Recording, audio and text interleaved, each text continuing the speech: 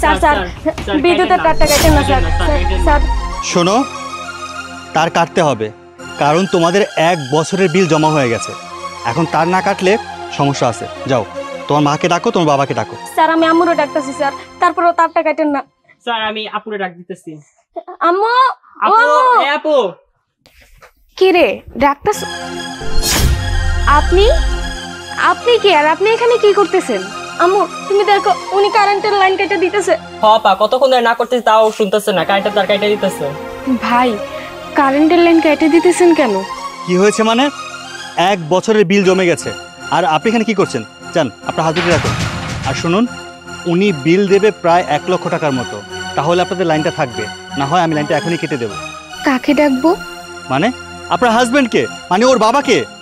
যারে আপনি ডাকতে বলতেছেন তারে ডাকতে হইলে তো আমার কবরস্থানে যাইতে হইব। মানে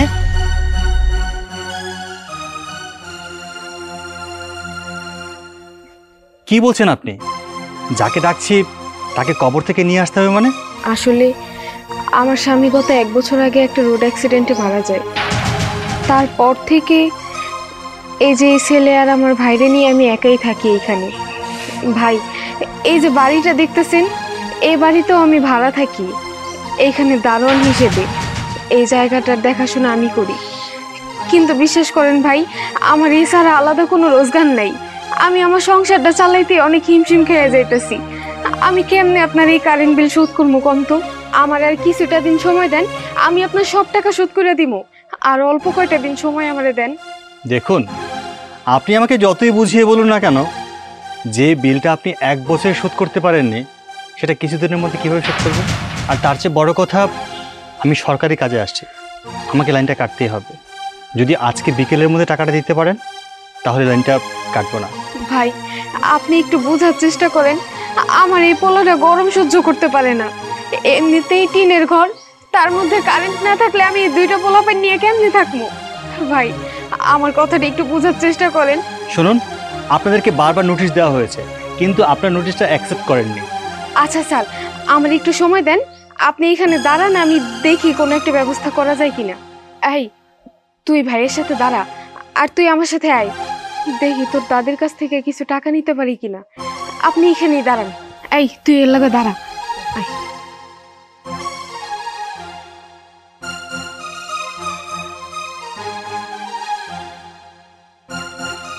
এই তোরা এখানে কেন আসছিস? হ্যাঁ, আমার বাড়িতে কেন আসছিস তোরা?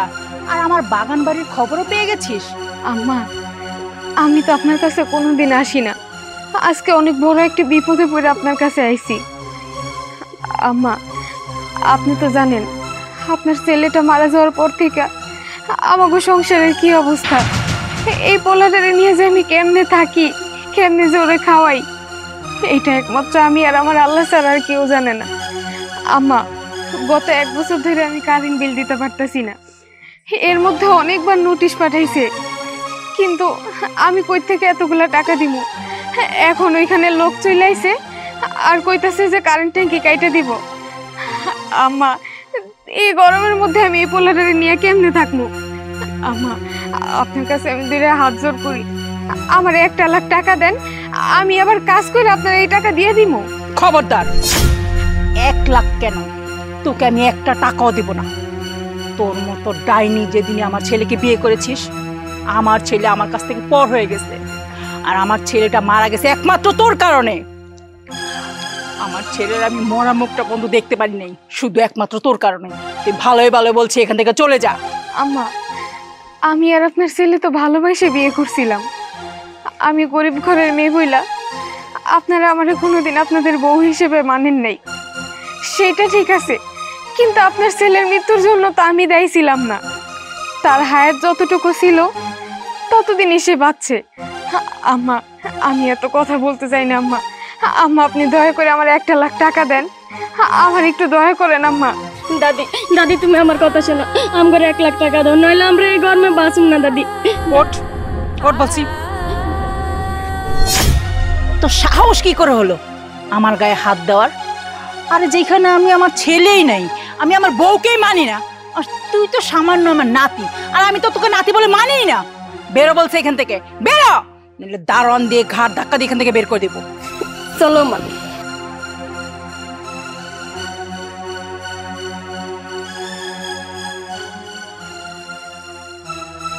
কি ব্যাপার, খালি হাতে? আপনি টাকা এনেছেন? ভাই, টাকাটা জোগাড় করতে পারি নেই। দেখুন, তাহলে আমার কিচ্ছু করার নেই। আমি সরকারি কর্মকর্তা, আমার অর্ডার আসছে। টাকা যেহেতু জোগাড় করতে পারেননি, আমাকে লাইনটা কেটে দিতে হবে। ভাই, আপনার কাছে দুইটা হাত জোর করতেছি আমি। আমার মুখটার দিকে তাকাই একটু দয়া করেন। দেখুন, আপনারা তো কানাকাটি করবেন না তো, আমি এত কিছু শুনতে পারবো না। আমি সরকারি চাকরি করি, এখন যদি লাইনটা না কাটি আমি, আমার চাকরি টানাটানি হবে। এখন আমার কিছু করার নেই, তাহলে আপনাদের লাইনটা কাটতেই হবে। সামাদ ভাই, সামাদ ভাই, সামাদ ভাই বাড়িতে নাই? এটা তো সামাদ ভাইয়েরই বাড়ি। উনি তো আর বাইচা নেই, 1 বছর আগেই মারা গেছে। কি বলেন? আপনি কি তাহলে সামাদ ভাইয়ের ওয়াইফ? হায় হায়, জলজন্ত একটা মানুষ। আমি তো এই জন্য ওনারে খুঁজে পাইতেছি না। গত 1 বছর ধরে ওনাকে আমি নক করতেছি, কল দিতেছি, ফোন বন্ধ। ওনার আগের ঠিকানায় গেলাম, সেই ঠিকানায় গিয়ে ওনাকে পাই নাই। এই জন্য খুঁজতে খুঁজতে অবশেষে শুনলাম আপনারা নাকি এখানে থাকেন। আসলে সামাদ ভাই আমার কাছে 1 লাখ টাকা পাইতো। আমি যখন বিদেশে যাই না, তখন সামাদ ভাইয়ের কাছ থেকে 1 লাখ টাকা নিয়ে যাই। বিদেশ থেকে আসার পরে তার আমি অনেক খুঁজছি, কোথাও পাই নাই। তো হঠাৎ মনে হইলো টাকাটা ফেরত দিয়ে আসি। এই যে 1 লাখ টাকা। আসলে আপনারা তো তার পরিবার, এখন এই টাকার দাবিদার আপনারা। ঋণের টাকাটা দিয়ে গেলাম।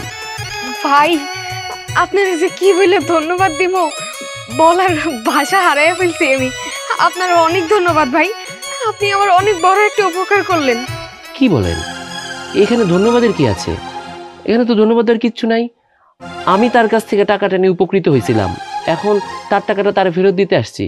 তারে তো আরো বেশি টাকা ফেরত দেওয়া দরকার। 2-3 বছর টাকাটা আমার কাছে রয়েছে। আর ভাবি, আরেকটা কথা, আমার বিপদের সময় আপনার হাজবেন্ড আমাকে উপকার করছে। আপনার যদি কোনো উপকার করতে পারি আমার খুব ভালো লাগবো। সামনে আমার বাসা, 3 নম্বর গলিতে, ওইখানে গেলেই আমারে পাবেন। আমার নাম জিজ্ঞেস করলে হইব, আমার নাম সৈকত। বিপদে পড়লে আমার কাছে আসবেন, আমি আপনারে হেল্প করব। আচ্ছা ঠিক আছে ভাই, এই যে ভাই আপনার কারেন্ট বিল। ঠিক আছে, টাকা যেহেতু দিয়েছেন, আমি আপনাদের লাইনটা কাটলাম না। কিন্তু একটা কথা বলি শুনুন, সময় মতো বিলটা দিয়ে দেবেন। কারণ বিল না দিলে তাহলে জরিমানা আসে। আর আর আপনি দেখুন, আপনাদের যে টাকা বিল আসছে তার চেয়ে বেশি জরিমানা আসছে। না না ভাই, আমি আর কোনো বিল বিদ্যুৎ আর জমা রাখবো না। আমি একবারে সময় মতো বিল দিয়ে দিব। হ্যাঁ, সময় মতো বিল দিলে এই ঝামেলা পোহাতে হয় না। আমি তাহলে আসি, আমার লোক এসে বইটা নিয়ে যাবে। আসি। আমি তাহলে আসি। ঠিক আছে। এই সূর্য, গট গট করে তুই হাইটে চলে যাচ্ছিস। আমাকে ঘটনা তো কিছুই বুঝলাম না। আমি বাসায় ছিলাম, তুই আমাকে SMS এর পর SMS দিচ্ছিস যে তোর বাড়ি থেকে 1 লক্ষ টাকা নিয়ে এসে ওই যে লোকেশনটা তুই আমাকে পাঠিয়েছিস সেখানে আসতে।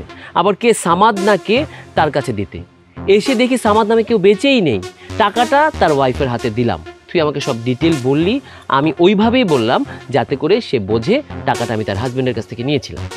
তাকে দিলাম, আমি ভাবলাম তুই হয়তো তাকে কোনোভাবে হেল্প করছিস, কিন্তু এখন দেখি তিনি আবার টাকাটা তোকে দিয়ে দিল। আসলে ঘটনাটা কি বলতো? আসলে কাহিনীটা কি জানিস, আজকে ওই বাসার বিদ্যুতের লাইনটা আমার কেটে দেওয়ার কথা ছিল। যখন লাইনটা কাটতে আসলাম, দেখলাম ছোট একটা বাচ্চা আমাকে খুব কাকুতি মিনতি করতেছে। আসলে বাচ্চাটা কান্নাকাটি দেখে আর ওর মুখ দেখে খুব মায়া লাগছিল। জানতে পারলাম ওর বাবা বেঁচে নেই, আর যার জন্য ওরা 1 বছর যাবৎ বিদ্যুৎ বিল দিতে পারছে না। তাই তোকে SMS করলাম যে আমার বাসা থেকে টাকাটা নিয়ে তুই তাড়াতাড়ি আয়। আচ্ছা ঠিক আছে, বুঝলাম, বাট তুই তো ওকে ইচ্ছে করে নিজে বললেই পারতি এই টাকাটা তুই দিয়ে দিচ্ছিস বিলটা, যাতে বিলটা কাটতে না হয়। তুই বলেই তো হেল্পটা করতে পারতি। কেন এই নাটক সাজানোর প্রয়োজন হলো? না, জানিয়ে হেল্প করাটা আসলে উচিত না, কারণ সে নিজেকে ছোট মনে করতো, আর আমি চাই না সে নিজেকে ছোট মনে করুক। সে এখন বুক ফুলিয়ে টাকাটা আমার হাতে তুলে দিয়েছে, আর তার কাছে এটা খুব ভালো লেগেছে। আর আমি যদি তাকে হেল্প করতাম বা দান করতাম, সেটা সে নিজেকে ছোট মনে করতো। আর কাউকে দান করলে এমনভাবে করা উচিত যেন পাশের কেউ না জানে। এক হাতে দান করলে আরেক হাতে না জানে।